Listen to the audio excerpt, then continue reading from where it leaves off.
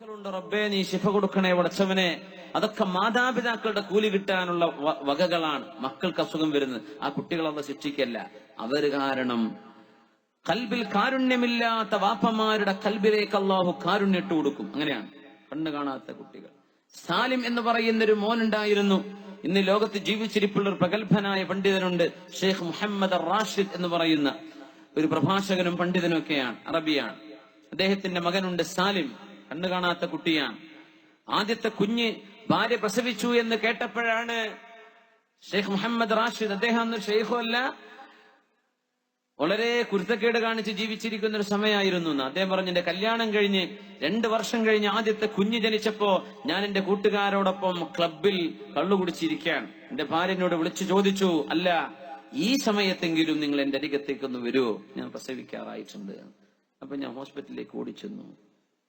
പ്രസവിച്ചു എന്ന് പറഞ്ഞു. എനിക്കതൊന്നും വലിയ ഇംപ്രസീവ് ആയിരുന്നില്ല. എന്നാലും ഞാൻ അവിടെ ഇരുന്നു. കുഞ്ഞിനെ അടിയന്തരമായ ട്രീറ്റ്മെന്റിന് കൊണ്ടുപോകണമെന്ന് പറഞ്ഞ് വെന്റിലേറ്ററിലേക്ക് മാറ്റി ഞാൻ അവിടെ ഇരുന്നു. 2 ദിവസം കഴിഞ്ഞു. വരും പോക്കുമായി കുഞ്ഞിനെ കാണാൻ പറ്റുന്നില്ല. ഡോക്ടറോട് ചോദിച്ചു, ഡോക്ടറെ എന്റെ കുഞ്ഞിന് വല്ല കുഴപ്പമുണ്ടോ?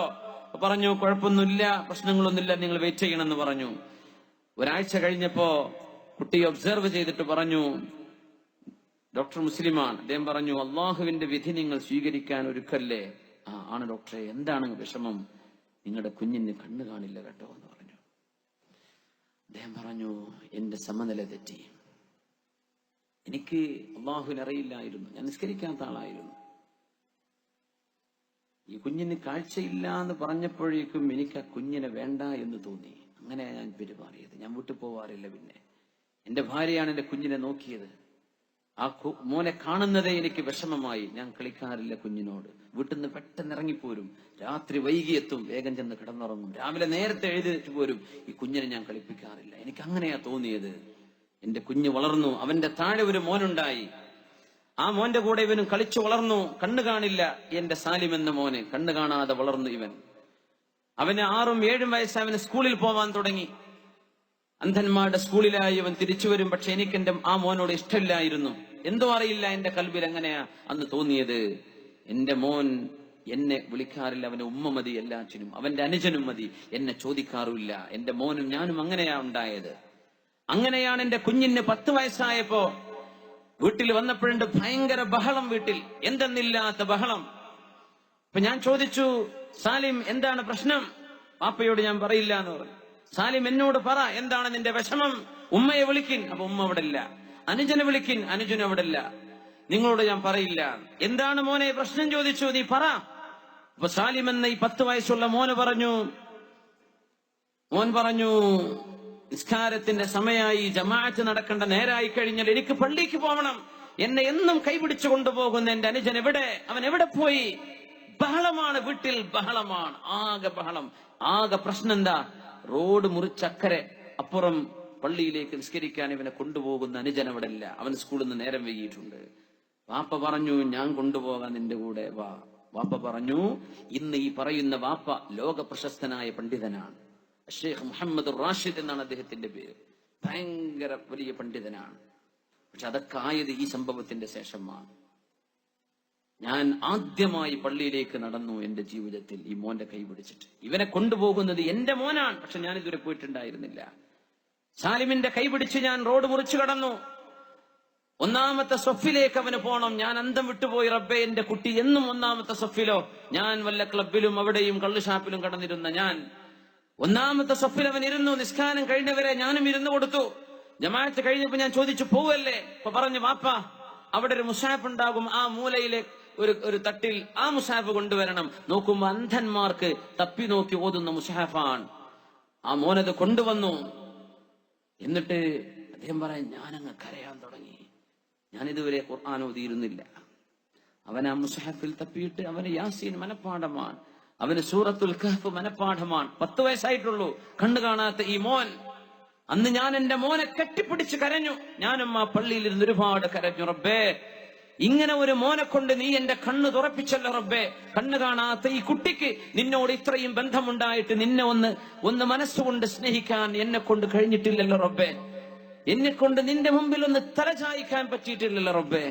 എന്റെ കണ്ണ് നീ തുറപ്പിച്ചു റബ്ബേ.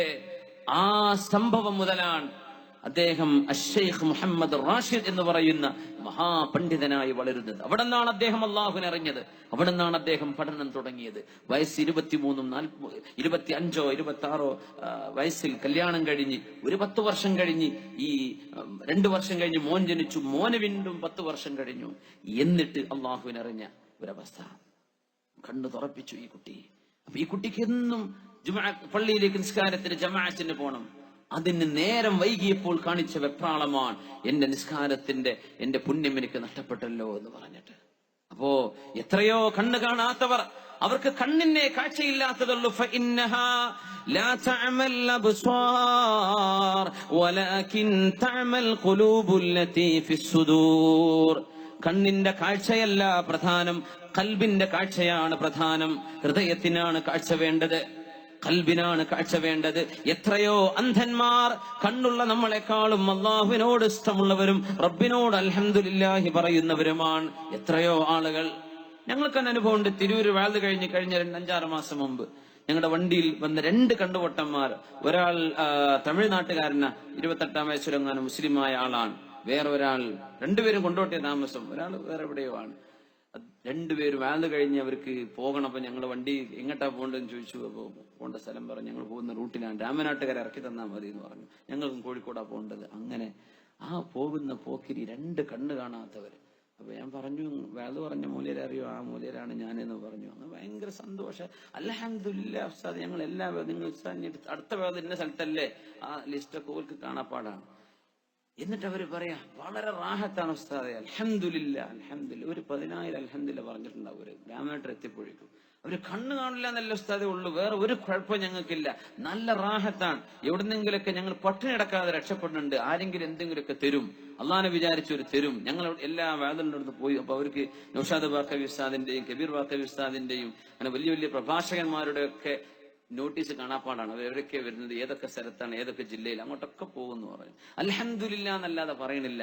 കണ്ണിന്റെ കാഴ്ചയില്ല എന്നല്ലേ ഉള്ളൂ ഉസ്താദെ. ഞങ്ങൾക്ക് അധ്വാനിക്കണ്ടേ. കണ്ണിന്റെ കാഴ്ചയില്ല എന്ന് വിചാരിച്ച് ഞാൻ അധ്വാനിക്കാതിരിക്കാൻ പറ്റുമോ?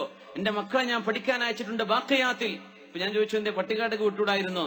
പറഞ്ഞു, ശംസുൽ ഉലമയൊക്കെ പഠിപ്പിച്ച സ്ഥലമാണ് പട്ടിക്കാട്, എനിക്കറിയാം. പക്ഷെ ശംസുൽ ഉലമയൊക്കെ പഠിച്ച സ്ഥലല്ലേ ബാഖിയാത്ത്, അതുകൊണ്ട് ഞാൻ അങ്ങോട്ട് വിട്ടതാണ്. ഒരു പഠിച്ച് നല്ല ആലിമീങ്ങളായിട്ട് വരണം, അവര് സമസ്തയുടെ വലിയ പ്രഗത്ഭരായ ആലിമീങ്ങളായിട്ട് വളരണം, അവരൊക്കെ ദർസ് നടത്തുന്ന മുദരിസുമാരാവണം, ഇതാണ് എന്റെ ആഗ്രഹം. കണ്ണു കാണാത്ത ഒരാൾ അയാൾ പറഞ്ഞു, ഇന്നലെ എന്റെ ചെറിയ മോനെ തിരൂര് ദർസിൽ കൊണ്ടുവന്നാക്കി ഓർന്ന് ചാടി പോന്നിട്ടുണ്ട്. വേറെ ഒരുത്തപ്പ പഠിക്കുന്നുണ്ട്, ഓൻ ബാക്കിയാത്തിൽ പഠിക്കുന്നുണ്ട്. ബാക്കിയാത്തിലോ ലത്തീഫിയ കോളേജിലൊന്നും അറിയില്ല, ഏതായാലും ഇവിടെ തമിഴ്നാട്ടിലുണ്ട്, അവർ പഠിക്കുന്നുണ്ട് എന്ന് പറഞ്ഞു. അൽഹംദുലില്ലാഹ് എന്നല്ലാതെ പറയണില്ല. അദ്ദേഹം പറയാ, ഞാനിപ്പോ കണ്ണ് കാണില്ല എന്ന് വിചാരിച്ച് റോഡിലൂടെ അങ്ങനെ നടുറോട്ടിൽ നിന്നാ KSRTC എന്നെ അടിച്ചു തെറിപ്പിച്ച് കൊണ്ടുപോകില്ലേ? കണ്ണ് കാണുന്നോലെ വരെ ബസ് കുത്തുന്നില്ലേ? അപ്പൊ ഞാൻ കണ്ണ് കാണില്ല എന്ന് വിചാരിച്ച് നടക്കാൻ പറ്റുമോ? ബോധത്തിൽ നടക്കണ്ടേ? എല്ലാ ഹിസ്റ്ററി, നാട്ടിലത്തെ കഥകളൊക്കെ ഒരിടത്തുണ്ട്. അൽഹംദുലില്ലാഹ് എന്ന് കുറഞ്ഞ ഒരു പരിപാടിയും പറയണില്ല. എല്ലാത്തിലും റാഹത്താണ്, വളരെ റാഹത്താണ്. അൽഹംദുലില്ലാഹ് അൽഹംദുലില്ലാഹ്. മുഅ്മിനെ, നമ്മളിത് പറയാറുണ്ടോ? എന്താ വർത്താനം എന്ന് ചോദിച്ചാൽ വരെ നമ്മൾ നമ്മുടെ ബുദ്ധിമുട്ടും പ്രയാസങ്ങളൊക്കെ അല്ലേ പറയാറുള്ളത്. അൽഹംദുലില്ലാഹ് അൽഹംദുലില്ലാഹ് എന്ന് പറയും. 2 കണ്ണ് അല്ലാഹു തന്നതിന്റെ അനുഗ്രഹം ചെറുതാണോ? 600 വർഷം ഇബാദത്ത് ചെയ്തിട്ട് അള്ളാഹുവിന്റെ മുമ്പിലേക്ക് വന്ന ഒരു ആബിദിന്റെ കഥയുണ്ട്. ബനു ഇസ്രായേലിൽ കഴിഞ്ഞു പോയ കഥ മുത്തുനബി തങ്ങൾ പഠിപ്പിച്ചു സ്വല്ലല്ലാഹു അലൈഹി വസല്ലം. അള്ളാഹു തആല വിചാരണ ചെയ്യുന്ന രംഗം നബി തങ്ങൾ കാണിച്ചു തരാൻ, നടക്കാൻ പോകുന്നത് നടന്നതായിട്ട് ഹബീബിന് അല്ലാഹ് കാണിച്ചു കൊടുക്കും. ആ മനുഷ്യൻ പറഞ്ഞു, റബ്ബേ, എനിക്ക് സ്വർഗം വേണം, ബിഅമലി, ഞാൻ ചെയ്ത അമല് കൊണ്ട് സ്വർഗം താ. അള്ളാഹു തആല പറഞ്ഞു, ബിഫദ്ലി, എന്റെ ഔദാര്യം കൊണ്ട് സ്വർഗത്തിലേക്ക് പോയിക്കോ. 600 വർഷം നിങ്ങൾക്ക് ആയുസ് ഞാൻ തന്നു, ആരോഗ്യം തന്നു, സുജൂദിൽ കിടക്കാനുള്ള ഭാഗ്യവും തന്നില്ലേ? അതുകൊണ്ട് എന്റെ ഔദാര്യം. അല്ല റബ്ബേ, 600 കൊല്ലം നിനക്ക് ഞാൻ ഇബാദത്ത് ചെയ്തില്ലേ? ആ ഇബാദത്തിന്റെ ബലത്തിൽ എനിക്ക് വേണം, വെറുതെ അല്ലല്ലോ, ഞാൻ അധ്വാനിച്ചിട്ടുണ്ടല്ലോ, അതുകൊണ്ട് സ്വർഗം താ. എന്റെ ഔദാര്യം കൊണ്ട് അല്ല റബ്ബേ, എന്റെ അമല് കൊണ്ട്. എന്നാ മലക്കുകളെ, അവന്റെ അമലുകളൊന്ന് തൂക്കി നോക്കിൻ, എന്റെ അനുഗ്രഹങ്ങളും പകരം വെക്കിൻ, കണ്ണങ്ങട്ട് വരട്ടെ എന്ന് പറഞ്ഞു. 2 കണ്ണും എന്ന നിഅമത്തിനെ ഒരു തുലാസിലും 600 കൊല്ലം ചെയ്ത അമലുകൾ മറ്റൊരു തുലാസിലും വെച്ച് നോക്കിയപ്പോ കണ്ണ് എന്ന് പറഞ്ഞ ആ ഒരു നിഅമത്ത് ഇങ്ങനെ ഭാരം തൂങ്ങുന്നു, അമലങ്ങനെ മേലോട്ട് ഭാരം കുറയുന്നു. കഴിഞ്ഞു. നിങ്ങൾ ചെയ്ത അമല് കൊണ്ട് സ്വർഗം വേണോ? ഞാൻ അർഹിക്കുന്ന എന്റെ ശുക്ർ നിങ്ങൾക്ക് ചെയ്യാൻ പറ്റിയിട്ടില്ല, അതുകൊണ്ട് നരകത്തിലേക്കാണ് നിങ്ങൾ പോകുന്നത്. റബ്ബേ, എന്നെ പറഞ്ഞേക്കല്ലേ, അദ്ഖിൽനിൽ ജന്നത ബിഫദ്ലിക്, നിന്റെ ഔദാര്യം കൊണ്ട് സ്വർഗം താ റബ്ബേ എന്ന് റബ്ബിനോട് കെഞ്ചുന്ന രംഗം മുത്തുനബി പഠിപ്പിക്കുന്നത്. 2 കണ്ണിന്റെ ഇബാദത്ത്. അള്ളാഹുവിന്റെ ഭൂമിയിൽ, നമ്മുടെ ഉമ്മയിൽ നിന്ന് നമ്മൾ ഭൂമിയിലേക്ക് വന്നതിന്റെ ശേഷം മരിക്കുന്നവരെ സുജൂദിൽ കടന്നാലും 2 കണ്ണുകൊണ്ട് അള്ളാഹുവിന്റെ ഈ ലോകം കാണുന്ന നിഅമത്തിന് പകരം വെക്കാൻ നമ്മുടെ ഒരു നിസ്കാരവും നോമ്പും പകരമാകില്ല മുഅ്മിനെ. അതാണ് അള്ളാഹുവിന്റെ നിഅമത്ത്. പകരം